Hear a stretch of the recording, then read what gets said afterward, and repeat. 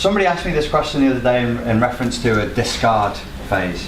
The particularly savage way in which the narcissist, when the relationship is not working out for them, or you split with them, or they're not getting what they want from you, they can't just say, oh well, that didn't work out, toodle pip, see you later, and off they toddle.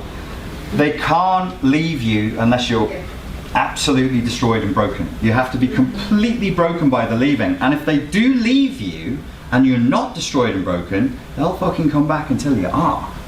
Wow. They'll make sure of that. And the purpose of that game is nothing more than a 4-year-old tyrant trying to prove to you how important he or she is. And that's all it is. And they need you to suffer when they leave. And the more you suffer, the more important and powerful they are. The more you are sad and angry and low and depressed, they feed from that. It's a horrible thing to say to a client in coaching. It's really hurtful, but I need them to have that very graphic sort of impact of like, this is what you are dealing with. It's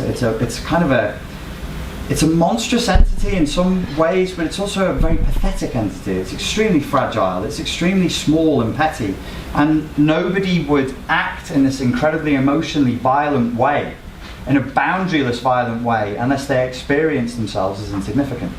It's like every time the narcissist does something, you know the expression punching up? They clearly feel like they're always punching up. Is it that they're jealous of the fact that you can feel feelings and they can't? Is it that you are a human where they're just a replicant? Maybe, all of these things. But certainly, here's something to note if you've been in a narcissistic abusive relationship. In the 3 to 6 months after it ends, you should consider the possibility that whatever you're thinking and whatever you're feeling is what they want you to think and feel. So if you think and feel like you're isolated and alone and everybody hates you and you have no friends and the world is a dark and dangerous place, guess who fucking put that message right in there?